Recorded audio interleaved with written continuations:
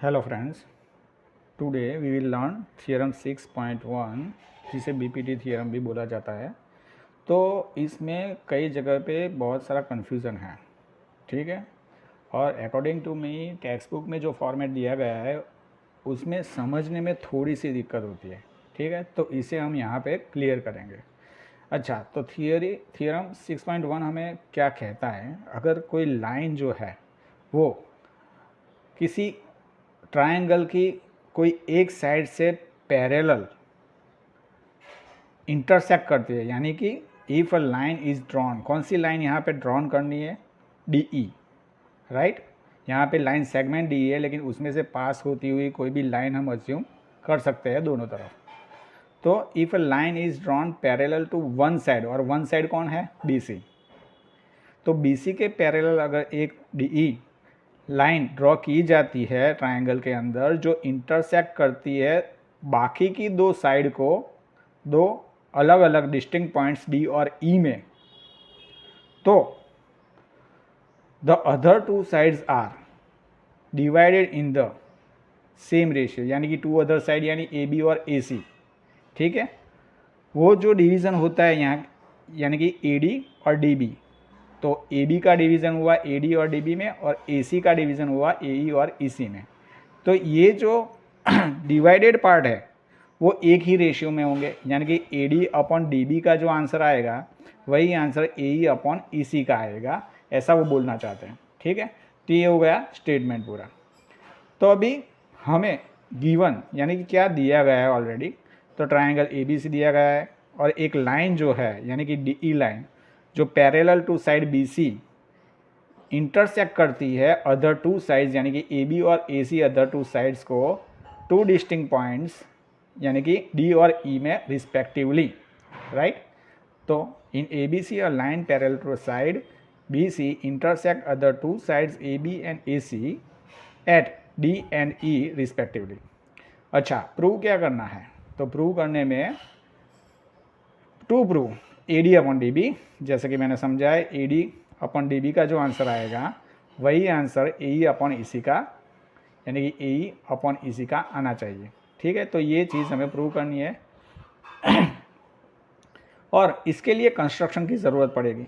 जो अंदर आपको डॉटेड लाइन दिख रही है वो कंस्ट्रक्शन है। तो उसमें क्या है? ज्वाइन बी ई, यानी कि बी और ई को ज्वाइन करना है, और सेम वे सी और डी को ज्वाइन करना है, राइट।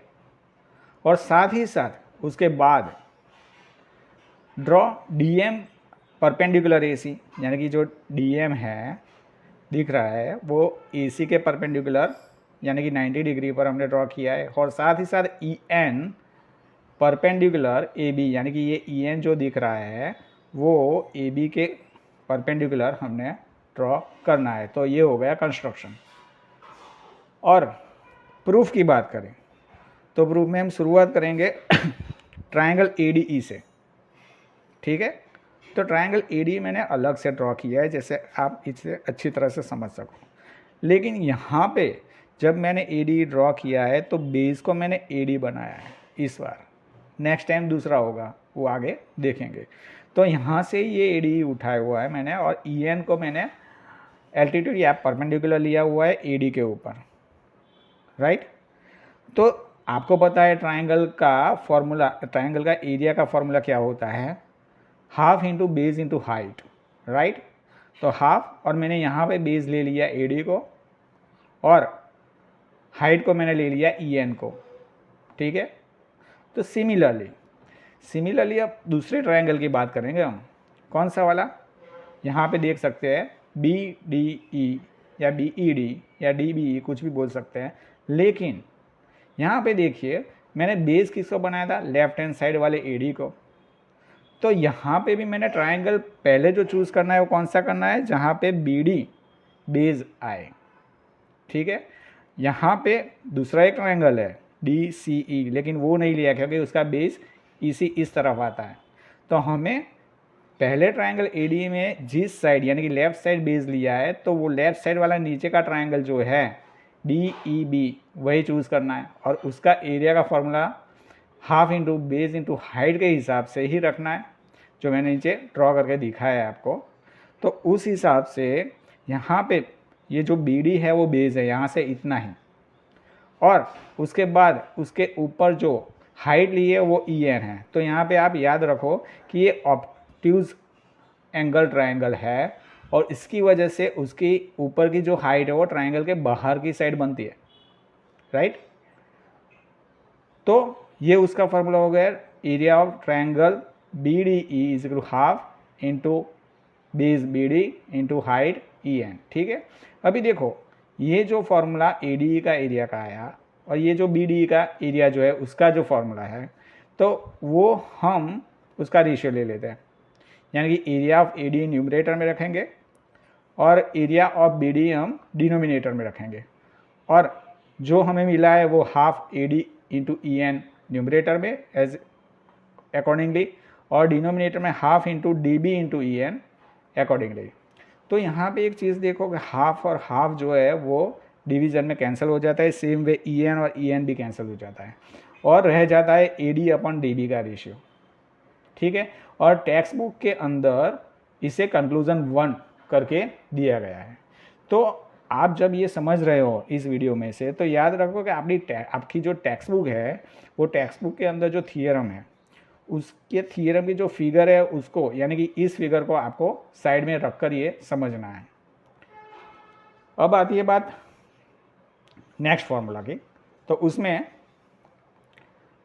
सेम वे अगर आपने देखा हो ट्रायंगल, जैसे कि मैंने बोला टेक्स्ट बुक का आपका जो थियरम है उसकी जो मेन फिगर है उसे सामने रखो, तो आपको वहाँ पे उस फिगर में से दिखेगा कि अब मैंने फिर से ए डी लिया है, पर इस बार मैंने उसका बेस जो है वो चेंज कर दिया है ए ई, राइट, और उसके ऊपर जो हाइट बनी हुई है वो डी एम है। तो ये चीज़ यहाँ पे दूसरा एक फॉर्मूला देती है ट्रायंगल ए डी ए का, जो एरिया है उसका half into base into height, लेकिन यहाँ पे बेस और हाइट हमने चेंज कर दी।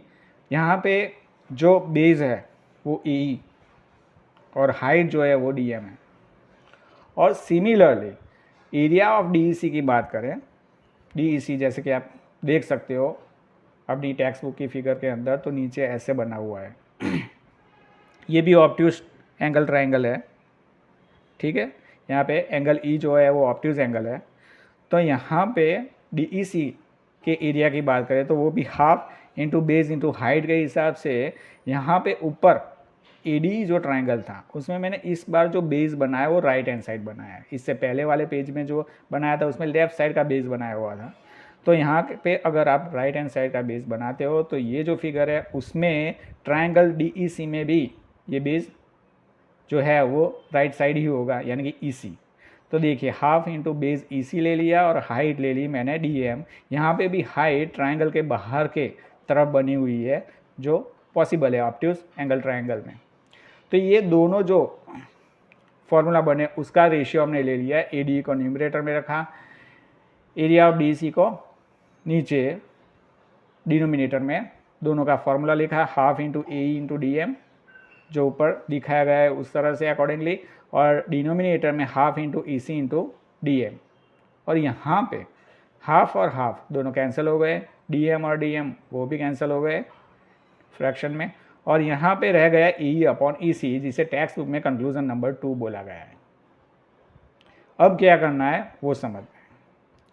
यहाँ पे एक बात हमें नोट करनी है, अभी ध्यान से आपकी टेक्स्ट बुक की जो फिगर है उसे ध्यान से देखना, उसमें ट्रायंगल बी डी और डी ई सी दो ट्रायंगल बन रहे हैं, ठीक है। तो वो दोनों जो है वो सेम बेस डी ई के ऊपर है। कैसे समझा देता हूँ। आपकी जो फिगर है टेक्स्ट बुक की मेन, उसे मैंने उल्टा कर दिया है यहाँ पे, और डी ई को नीचे ले गया हूँ मैं और बी सी को मैंने ऊपर ले लिया है। तो आप यहाँ पे देखेंगे तो दो ट्रायंगल बन रहे हैं, कौन से वाले, बी ई डी और ट्रायंगल सी ई डी। तो वो दोनों ट्रायंगल में ये सी डी ई जो है उसमें बेस डी ई है, दूसरा ट्रायंगल बी डी ई तो उसमें भी बेस डी ई है। तो यानी कि दोनों ट्रायंगल जो है उसका एक कॉमन बेस बन रहा है। और साथ ही साथ वो तो हमें पता ही है कि ई डी और बी सी दोनों पैरेलल हैं, गिवन में ही दिया गया है। तो जब दो पैरेलल लाइन के बीच में दो ट्रायंगल ऐसे बनते हैं कि जिसका बेस कॉमन हो, तब दोनों का एरिया भी जो होता है वो इक्वल होता है। ठीक है, तो इसके ऊपर से ये लिखा हुआ है कि BDE और DEC are on the same base DE and between the same parallel lines, कौन सी वाली, BC और ED। ठीक है, तो उसकी वजह से दोनों का एरिया इक्वल, यानी कि एरिया ऑफ BDE BDE ये बन गया और is equal to area of BEC ये बन गया। दोनों का एरिया कैसा होगा, एक जैसा, जिसे कंक्लूजन नंबर 3 बोला गया है टेक्स्ट बुक के अंदर। अब यहाँ पे एक टर्निंग पॉइंट है जो टेक्स्ट बुक में नहीं दिया गया है, मैंने मेरे हिसाब से बनाया हुआ है जिससे ज़्यादा मालूम पड़े। मैंने एक स्टेटमेंट ऐड कर दिया है, now divide area of ED by both sides of equation 3, यानी कि यहाँ पे जो है और यहाँ पे जो है, इन दोनों के ज़रिए हमें एरिया ऑफ ADE को डिवाइड करना है। मतलब कि यहाँ पे दोनों जो है उसे डिनोमिनेटर बनाना है इस तरह से, और ऊपर एरिया ऑफ ADE को इससे डिवाइड करना है दोनों साइड से। तो उससे क्या होता है, मैथ्स का रूल है कि हम जो लेफ़्ट साइड जो डिवाइड करें या मल्टीप्लाई करें वो राइट हैंड साइड भी हमें डिवाइड और मल्टीप्लाई करना पड़ता है। इसीलिए यहाँ पे ADE न्यूमरेटर में रखा, यहाँ पे भी ADE न्यूमरेटर में रखा और इन दोनों को डिनोमिनेटर में रख दिया। तो उसकी वजह से आपको मालूम पड़ेगा कि ये जो है बेसिकली वो हमने प्रीवियस पेज के अंदर कंक्लूजन 1 में देखा था, उस तरह से इसका आंसर आ जाता है AD अपॉन DB। और area of ADE upon area of DEC जो कंक्लूजन नंबर 2 हमने लिया ADE अपॉन DEC, उसका आ जाता है AE अपॉन EC फ्रैक्शन। तो वो भी यहाँ पे हम AE अपॉन EC लिख सकते हैं। और इसी तरह से हमें जो प्रूव करना था कि जो अकॉर्डिंगली रेशियो बन रहे हैं साइड्स के वो दोनों इक्वल ही होंगे। ओके, तो ये था आपका थ्योरम 6.1 BPT थ्योरम।